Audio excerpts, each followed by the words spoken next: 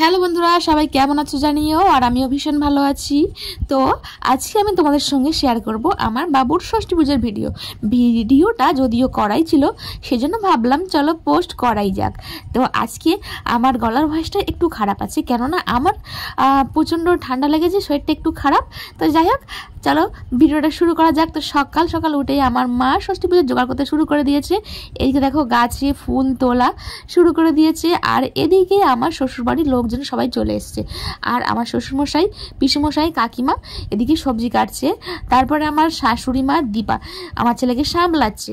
নাপিত কাকিমাও চলে এসছে, আমার ছেলেকে স্নান করিয়ে দিচ্ছে। দেখো আরও কি সুন্দর করে চুপচাপ বসে আছে।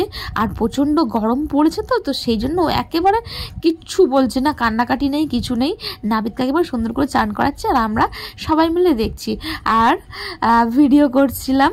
যাই হোক, তো চলো তারপরে দেখো কি হলো। আমার দিদিরা আমাকে কি কি বললো। কে চিল্লাচ্ছে রে এদিকে?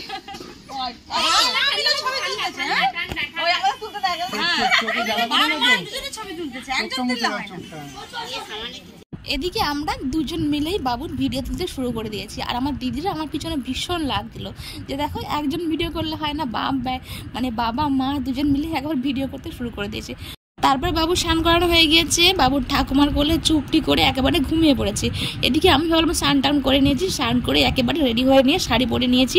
আজকে যেহেতু নতুন শাড়ি পরতে হয়, তো সেজন্য আমি একটা নতুন শাড়ি, নতুন ব্লাউজ ভালোভাবে স্নান করে চলে এসেছি একেবারে যেখানে পুজো হবে। আর আমার দাদাদের নতুন ঘরে আজকে পুজো হবে, যেখানে আমার দাদাদের নতুন ঘর একটা বানিয়েছিল, সেখানে আজকে পুজো হবে। এদিকে রান্নাবান্না বসিয়ে দিয়েছি, আর রান্নাটা করছে আমার পিসেমশাই আর বাবা।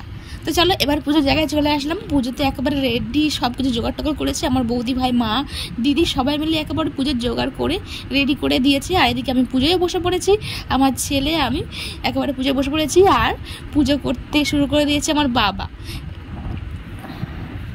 এখন তোমরা বলবে আমার বাবা কেন বললাম, ইনিও আমার বাবা হয়। আর আমার বাবাকে তো তোমরা আমাদের এমনিও দেখেছো। তো তারপর বাবুর বাবাও চলে আসলো, ও পুজোতে বসবে যেহেতু, সেজন্য ও চলে এসছে। এদিকে আমাদের গলায় মালা টালা সব কিছু পরিয়ে দিচ্ছে। মালা ঘুমসি নতুন পরতে হয়। তো আমার শরীরটা এতটাই খারাপ যে আমি কথা বলতেও অসুবিধা হচ্ছে। তো চলো তোমরা শুধু পুজোটাই দেখো, কথা বলতে আমার একটু প্রবলেম হচ্ছে। তোমরা পুজোটা দেখো কেমনভাবে ষষ্ঠী পুজো করা হলো। গুরুবর্ণ অহং ব্রাহ্মণাস্তে সম্প্রদায় ষষ্ঠী তাই মাধব মাধব মাধব মাধবর যে সঙ্গে সর্বগাত্রী সুমাধব নম সুমাধব নম।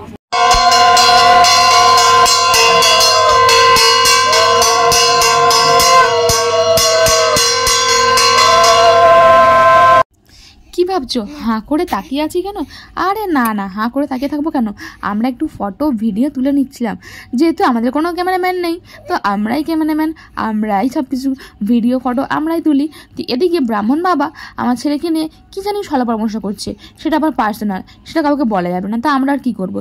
সেই জন্য আমরা ফটো তুলছিলাম, ভিডিও তুলছিলাম, সেগুলোকে আবার যাচাই করে দেখছিলাম ভালো উঠলো কি না। তো চলো তারপরে তো ব্রাহ্মণ বাবা আমার ছেলেকে আমার কাছে দিয়ে দিল, দিয়ে দেওয়ার পরে আবার বাকি পুজোটা শুরু করলো।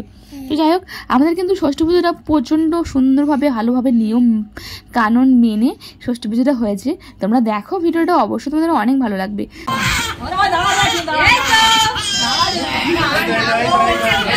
এখানে শোয়ানোর পর আমার বাবু না ভীষণ কাঁদছিল, আমার খুবই কষ্ট হচ্ছিল। জানি না কি একটা নিয়ম, এখানে শোয়াতে হবে, তারপর নাকি কেউ এসে একে তুলবে। তো আমার খুব কষ্ট হচ্ছিলো বলে আমি বাবুকে না একবার ধরে রেখেছিলাম, যাতে ও মায়ের ছোঁয়া পেয়ে একটু কান্নাটা বন্ধ হয়। তো দেখো কি সুন্দর মায়ের ছোঁয়া পেয়ে একেবারে কান্নাটা চুপ করে গেছে না? একেই বলে মা ছেলের বন্ধন, দেখেছো কি সুন্দর। তো চলো এরপরে কি হলো জানো? এরপরে বাবুকে এখান থেকে নাকি আমি আর তুলতে পারবো না, অন্য কেউ তুলতে হবে। তো সেজন্য আমার বাবুকে তোলার জন্য বাবুর পিসি চলে আসলো। তো পিসিমণি এখন আসার পরে কি হলো দেখো।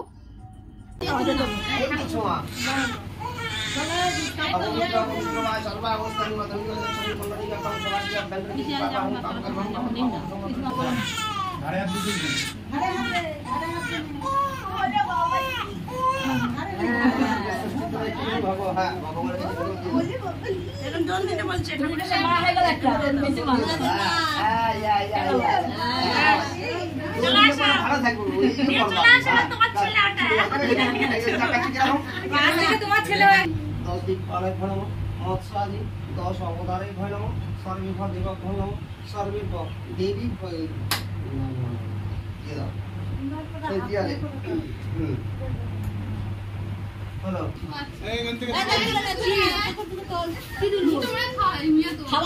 খাবার তুলে নে এখান থেকে যা তুই তোর হ্যাঁ হয়ে গেছে আর নেবে না এবার তুমি এই আছে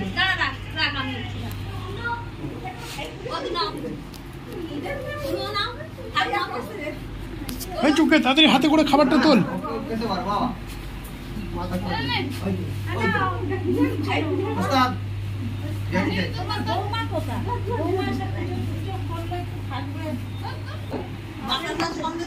ঝিরঝির করছে হাত মারতে পারি তাই তো আরে দাঁড়াও দাঁড়াও, আসল জিনিসটা তো দেখে যাও।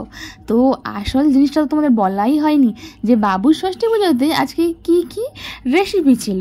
আজকে আমার বাবুর ষষ্ঠী পুজোতে রেসিপি ছিল ফ্রাইড রাইস, আর ফ্রাইড রাইস বানাচ্ছে আমার পিসেমশাই, মানে আমার বরের পিসেমশাই। একেবারে অসাধারণ কিন্তু এই ফ্রাইড রাইস বানায় উনি। একেবারে যা সেন্ট বেরিয়েছে না গাইস, তোমরা সামনে না থাকলে একদম বুঝতেই পারতে না, এত সুন্দর একটা সেন্ট বেরিয়েছে, মনে হচ্ছে যেন এক্ষুনি খেয়ে ফেলি। তো ফ্রাইড রাইস একেবারে রেডি কমপ্লিট। আর তো সেই জন্য পিসমশাই এখন একটা গামলার মধ্যেই তুলে নিচ্ছে। এদিকে আলুর দম একেবারে রেডি, কিন্তু আলুর দমের কালারটা দেখেছো কি দারুণ দেখাচ্ছে না, একেবারে কি সুন্দর। আরে চাটনি হবে না তা কখনো হয় নাকি, চাটনির কালারটা দেখে তো একেবারে মন ভরে গেল। তো যাই হোক, আজকে কী কী ছিল জানো?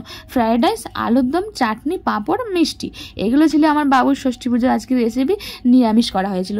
তো সবশেষে যেটা মাস্ট সেটা হলো খই মুরগি আর নারকেল নাড়ু বাতাসা। এটা কিন্তু ষষ্ঠী পুজোতে দিতেই হবে, এটা কিন্তু একেবারে ষষ্ঠী পুজো লাগবেই লাগবে, কিছু দাওয়ার না দাও। তো সেই জন্য খই মুরগি দেওয়ার জন্য আমার মা, কাকিমা, দিদি সবাই মিলে একটা ডেস্কির মধ্যে খই মুরগি নিয়ে একেবারে রেডি করছিল। এগুলো গ্রামে বিতরণ করতে যাবে দিদি আর বৌদি ভাই।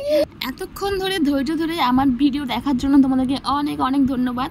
তো দেখা হচ্ছে আবার নেক্সট ভিডিওতে। এখনকার মতন টাটা, বাই বাই সবাইকে। সবাই ভালো থেকো, সুস্থ থেকো। যারা এখনও সাবস্ক্রাইব করোনি, সাবস্ক্রাইব করে আমার চ্যানেলটাকে অবশ্যই আমার পাশে থাকো।